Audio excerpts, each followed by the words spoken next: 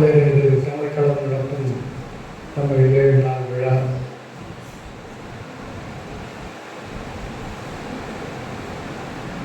இதற்கு வந்திருக்கிற அறிஞர் பெருமக்களே, பெரியவர்களே, இங்கு விருது பெற்றிருக்கிற நண்பர்களே, அனைவருக்கும் முதற்கண் வணக்கத்தை தெரிவித்துக் கொள்கிறேன். இங்கு இந்த 7 நாள் விழா என்பது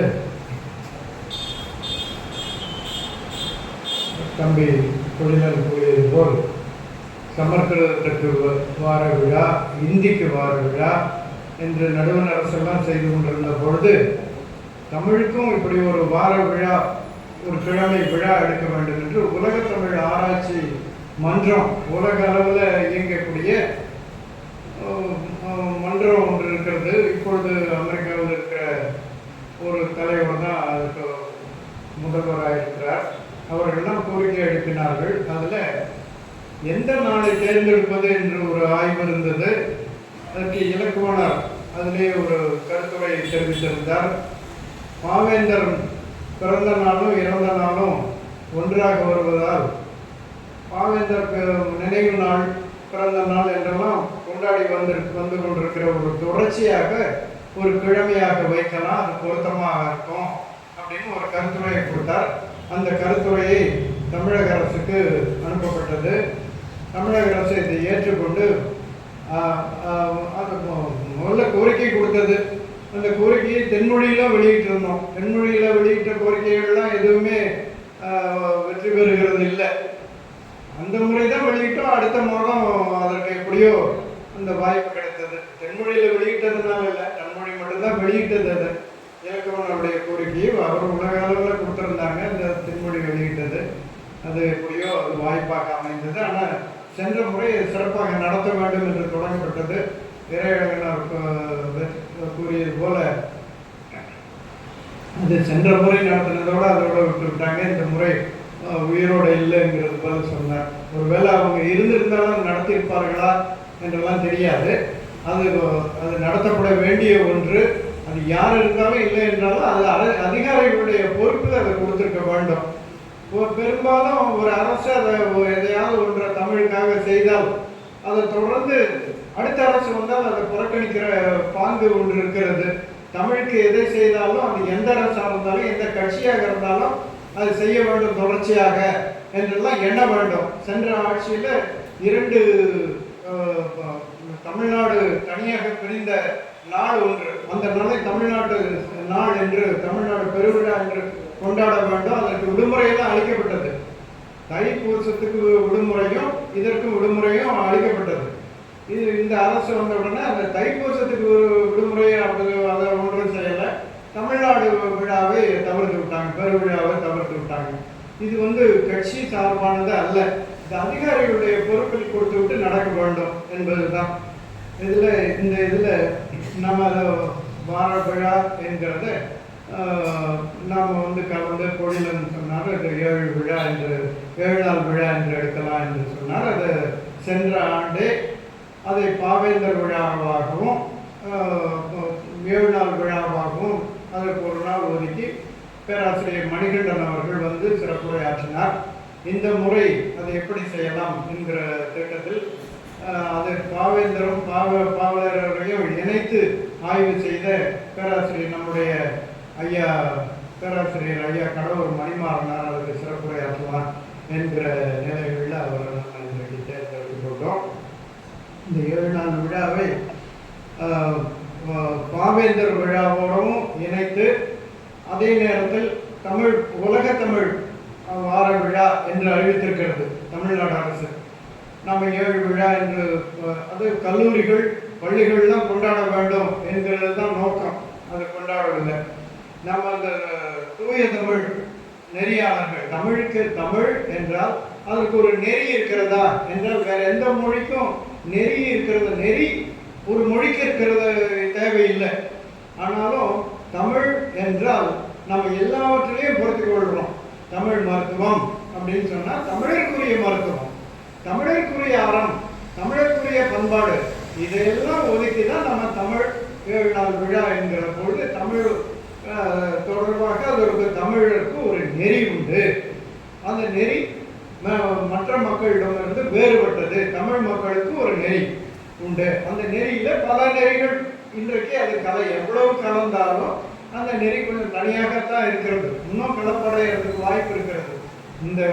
இந்த அரசு மறுபடியும் இங்கே பாஜக வந்தால் அதெல்லாம் இன்னும் கலப்புறும். அதற்கு ஒரு எதிர்ப்பு மக்களிடம் தோன்ற வேண்டும்.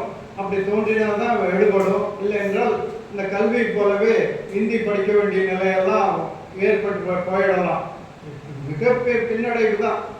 அதற்கு இந்த விழாவெல்லாம் ஒரு முன்னெடுப்பாக இருக்க வேண்டும் என்றெல்லாம் நமக்கு அந்த தமிழருக்கு ஒரு நெறி உண்டு. அது தமிழ் நெறி. தமிழ் நெறி குடும்பம் என்று இலக்குவனார் ஒரு அமைப்பை உருவாக்கினார். அதில் ஒரு திட்டங்கள்லாம் கொடுத்தார். நம்முடைய பெயர் பிறமொழியில் அமைந்திருத்தல் வேண்டும். நம்முடைய இல்ல பெயர்கள்லாம் தமிழில் இருக்கணும். தமிழ் பெயரை தாங்கியிருக்கணும். எவ்விடத்திலையும் தமிழ்லேயே கையெழுத்து போடணும். எங்கள் இடத்திலையும் தமிழ்லேயே பேச வேண்டும். கலப்பில்லாத பேச வேண்டும். அனைத்து கல்வித்துறைகளையும் தமிழ் வாயிலாகவே பயில வேண்டும். அதற்கான நிலைகளில் பெற்றோர்கள் கையில் தானே இருக்கிறது. தமிழில் தான் வேணும் அப்படின்னு அவர்கள் அதுதானே சொல்லுகிறாங்க. பெற்றோர்கள் விரும்புகிறார்கள், அதனால கல்வி நாங்கள் ஆங்கில கல்வி கொடுக்குறோம் அப்படின்னு சொல்லுகிறது. இந்த இயல்பாக இந்த ஆட்சியில தான் அதிகமான ஆங்கில புகுதலே இந்த ஆட்சியில தான். அதாவது திமுக ஆட்சியில தான். இது யாரும் மறுக்க முடியாது. அவர்கள்லாம் அஞ்சு கொண்டாவது இருப்பாங்க. இவர்கள் எதற்கு அஞ்சுகிறது இல்லை. இன்னும் கேட்டால் இந்த முறை ஐயா அரங்கநாடனுடைய அந்த அறிக்கையை நம்ம வெளியிட்டிருக்கோம்.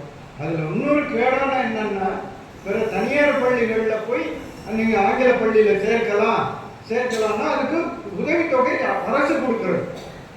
வேற எந்த தமிழ் படிக்கிறதுக்கு அரசு கொடுக்குது அப்படின்னு சொன்னா கூட பாராட்டலாம். ஆங்கிலம் படிக்கிறதுக்கு அரசுக்கு உதவி கொடுக்கணுங்கிறது போல அமைப்பு இருக்கிறது.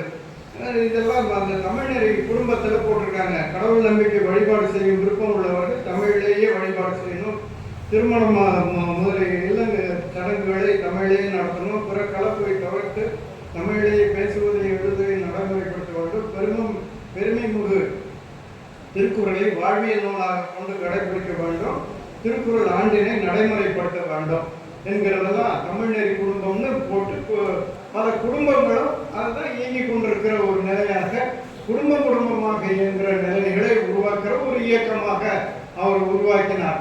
தன்னுடைய நூல்கள் எல்லாவற்றையும் அதை பண்ண செய்தார். தமிழ் தென்மொழி குடும்பங்கள்லாம் அதை ஓரளவு பின்பற்றினது. அதில் ஏதாவது ஒரு நிலைகள் தவிர்க்க முடியாத நிலைகள் கூட வரலாம். அப்படியெல்லாம் இருந்தது. நாம் அங்கே இப்போ தம்பி பொழுதன் குறிப்பிட்ட ஒரு செய்தியை நான் இங்கே குறிப்பிட்டேன். தூய தமிழ் இயக்கம் என்கிற ஒரு நிலைகளில் தனித்தமிழ் இயக்க 100ஆண்டு விழா நம்ம உலக தமிழ் கழகம், தமிழ் இயக்கம், நம்ம தென்மொழி அவயம் மூன்றும் சேர்ந்து தூய தனித்தமிழ் இயக்க 100ஆண்டு விழா 2016 நடத்தினோம். அதற்கு பிறகு இப்பொழுது அண்மையில் மதுரையில் தூய தமிழ் இயக்கம் 110வது ஆண்டு என்று நடத்தினோம். இது மறுபடியும் நம்ம புதுப்பித்துக் கொள்ளுகிறதுக்காக, நம்மெல்லாம் அடையாளப்படுத்திக் கொள்ளுகிறதுக்காக. ஏன்னா பலரும் இங்கே இல்லாத போய்விட்டார்கள், பெரியவர்கள்லாம் மறைந்து போய்விட்டார்கள். இருக்கிற தமிழறிஞர்கள் எல்லாம் கூட்டி நம்ம ஒன்று சேர்க்க வேண்டும் என்கிற ஒரு நிலையில் தான் அது நடத்தினது. நாம் அங்கே இருக்கிறதுனால அகரமுதலி திட்டத்தில் இருக்கிறதுனால அகரமுதலி பணி தான் நமக்கு முதன்மையான பணி. அதில் விருதுகள் கொடுக்கறதெல்லாம் இல்லை. தமிழ் வளர்ச்சித்துறை தான் அதெல்லாம் செய்து கொண்டிருந்தது. பாவேந்தர் மேலே திருவள்ளுவர் விருது, பாவேந்தர் விருது, பாரதியார் விருது, அப்படியெல்லாம் எல்லாம் ஒரு 40 விருதுகளை தேர்ந்தெடுத்து அதை கொடுத்து கொண்டிருந்தது. அதை இங்கேயும் நம்ம அப்படி கொடுக்கலாமே. இது பாவாணர் தொடர்பான துறையாக இருக்கிறது. தூய தமிழ் தொடர்பான ஒரு பரிசாக கொடுக்க வேண்டும். தூய தமிழ் பற்றாளர் விருது, தூய தமிழ் பாவலர் விருது, தூய தமிழ் ஊடக விருது, எழுத்து ஊடகம், காட்சி ஊடகம் என்றெல்லாம் நம்ம வைத்துக்கொண்டு இப்போ நம்ம சொல்லுகிற ஒரு அரசு நிலைகளில் இருக்கிற அதிகாரத்தில் இருக்கிற ஒரு வகையில் அந்த செயல்பாடுகளில் முழு அளவில் எவ்வளவு செய்ய முடியுங்கிறதெல்லாம் இருக்குது. முதல்ல அதை ஒரு அதிகாரத்தை ஏற்பு செய்வு, அரசு ஏற்பு செய்வு என்கிற வகையில் கொடுக்கறதுக்கு நம்ம போராடணும். அது ஓரளவு நம்முடைய இயக்குனர் ஒருத்தர் அமைந்ததுனால அது வாய்ப்பாக அமைந்தது. அதற்கு முன்பே மாணவர்களுடைய இயக்கமாக நம்ம தம்பி இளஞ்சேந்தன் இங்கே வந்திருக்கிறாரு. அவர் செந்தமிழ் திருத்தேர் என்கிற ஒரு இயக்கம் நடத்தினார், மாணவர்களிடையே நடத்தினார். அவர் இளங்கலை படித்த போதே அந்த அந்த கூட்டத்தை உருவாக்கி அதை பள்ளி அளவில் செய்தார். அதற்கெல்லாம் ஒரு பெரிய வாய்ப்பு இருந்தது. ஒவ்வொரு கல்லூரிகளிலையும் போய் நீங்கள் தனித்தமிழில் பேச வேண்டும், தமிழ்லேயே உருவாக்க வேண்டும். நீங்கள் எந்த பிரிவு படித்தாலும் சரி அந்த கலைச்சொற்களை நீங்கள் உருவாக்க வேண்டும். நீங்கள் ஆங்கில கல்வியில் படித்தாலும் சரி, நல்லதாக போச்சு. ஆங்கில சொற்களுக்கு ஆங்கில கலைச்சொற்களுக்கு இந்த டெக்னிக்கல் டேர்மை தமிழ் சொற்களில் உருவாக்க வேண்டும் என்கிறதெல்லாம் ஒவ்வொரு கல்லூரிகளிலையும் ஏறக்குறைய ஒரு இது வரைக்கும் ஒரு 500 கல்லூரிகளில் போய் நம்ம ஒரு கூட்டம் கூட்டியிருந்தோம். அப்போது தூய தமிழ் பற்றாளர்கள்னு நம்ம மாணவர் பற்றாளர்கள் தேர்ந்தெடுத்தோம். ஒரு மாவட்டங்கள் 38 மாவட்டங்கள் உருவானது. அப்புறம் 39 மாவட்டங்கள்லையும் மாவட்டத்துக்கு ஒருவர் என்றெல்லாம் திட்டமிட்டு அங்கிருந்து விண்ணப்பங்களை தெரிவித்தோம். அவர்களை குறுக்காய்வு செய்வதற்கு நமக்கு வாய்ப்பு இல்லாது அரசு விருது கொடுக்கலாம்னு தான் சொல்லும். அதை எப்படி நடைமுறைப்படுத்துறது? போய் அவர்களை தேர்ந்தெடுத்து தேர்வுலாம் வைக்கிறதுக்கு பணம் வேண்டும். அந்த பணமெல்லாம் கொடுக்கல அரசு. என்ன அளவில் செய்ய முடியும்?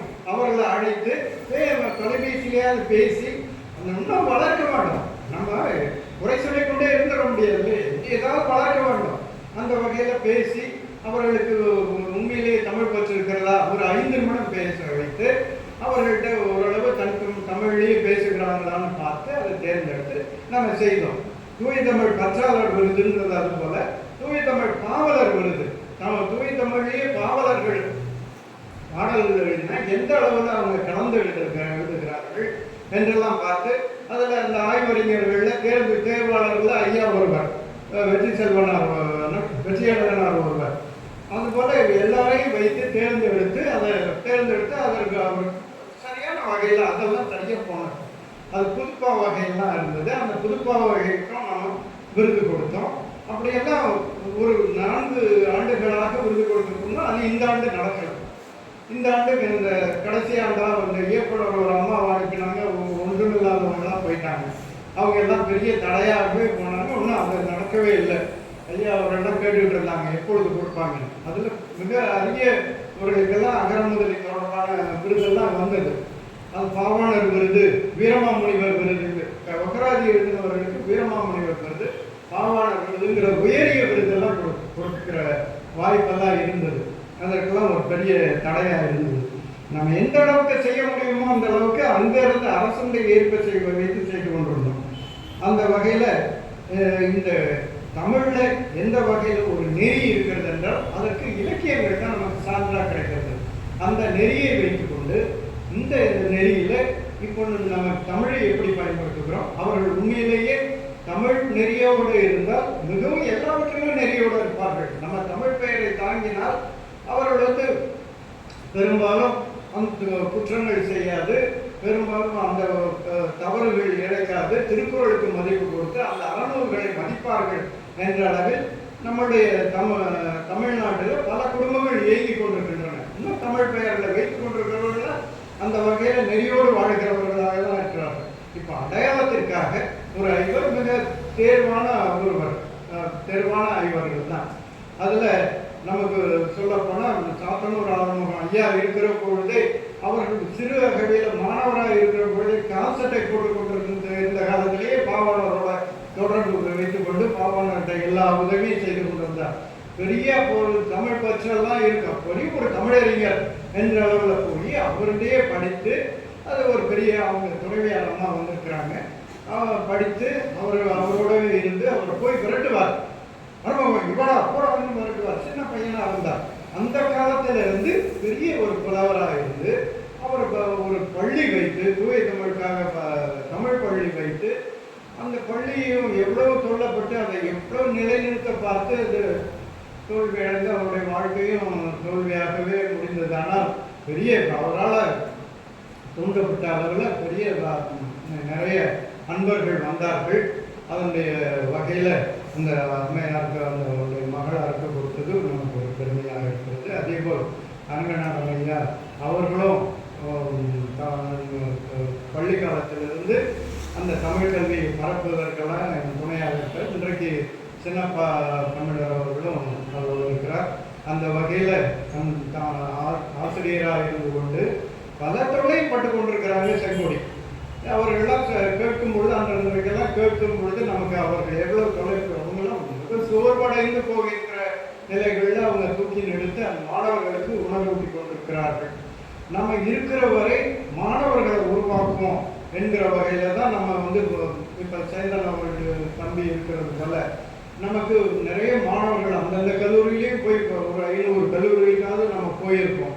போய் அவர்களுக்கு தூய தமிழை பற்றி, தமிழை உருவாக்குறது பற்றி, கலைச்சொல் உருவாக்குறது பற்றி, நம்ம சொற்பியலை பற்றி, பாவாணரை பற்றி, இதெல்லாம் வாய்ப்பு எங்கே கிடைக்கும்?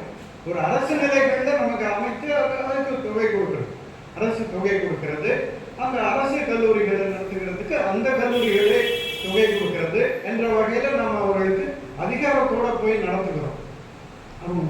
ஆசிரியர்கள் நடத்துவதை விட மிக சுவையாக அதை கேட்கிற மாணவர்கள் கேட்கிற ஒரு போக்கு இருக்கிறது. எனவே அந்த வகையில் இந்த இந்த நம்ம தமிழ் களத்தில் நடத்துகிற ஒரு செய்தி மிகவும் தேவையானது. இதை இன்னும் எப்படி சிறப்பாக செய்யலாம் என்கிற வகையில் எண்ணி பார்த்து தொழிலின் அதை இந்த வகையில் சிறப்பாக செய்து முடித்தார் என்கிற வகையில் அவருக்கு நம்ம பாராட்டுகளும் இந்த விருதாளர்களுக்கெல்லாம் நம்முடைய பாராட்டுகளையும் வணக்கத்தையும் தெரிவித்து